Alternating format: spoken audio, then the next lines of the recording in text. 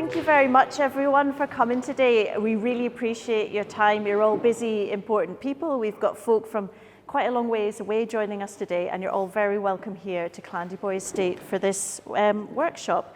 I'm Professor Annie Tindley, and I'm a historian at Newcastle University of land and estates and land management. And we're here, we're going to give you a bit of context to kind of work together on these themes of agriculture, looking at the future for here in Northern Ireland. But I'll pass over now to Joy to introduce the project. So my name is Professor Porter from the University of Birmingham, and I just want to tell you about the bigger project that this workshop is part of.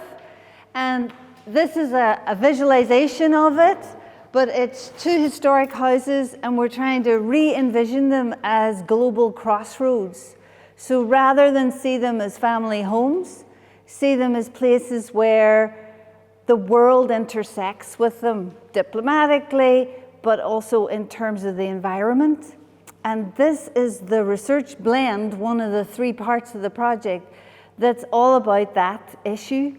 And also we're doing it because Sir Ian Huddleston asked us to. He really wanted the project to give something to Northern Ireland farming.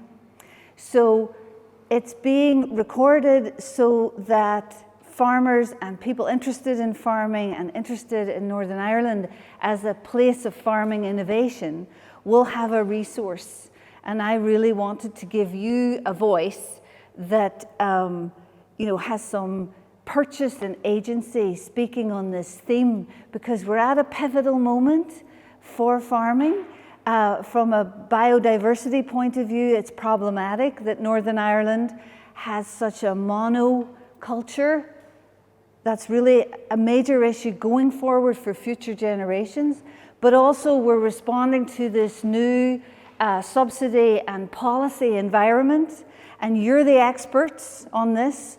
And I really hope that collectively we can bring our minds together and produce an output that's of some value to all of Northern Ireland, but also farmers across the UK. We're also delighted to have two of the main people running Dumfries House who have years of experience and who are glamorous and lovely. And we're delighted to have them here as well, and they're going to be controlling the afternoon session. So I will be quiet now and let Annie talk to you very briefly, and then we'll have our keynote lectures. Thank you, Joy. Thank you. So that's a bit of context about the wider project that this workshop is part of. And the specific workshop aims, you can see there from your programs, we have some context there, some amazing speakers this morning and this afternoon to help us think about these kinds of objectives. And it really is summed up in the last point there, which is about how can Northern Irish stakeholders in farming and agriculture, but also in heritage and the environment, respond to the kind of key challenges being faced today and move forward, adapt as it has always done in a positive positive context. And it's a difficult and complex one too, with lots of different government directives, different government schemes, and that's why we thought it would be really beneficial to have some context from Scotland with Alex and Satinder here, to give us a bit of an outsider kind of perspective and some thoughts on that too.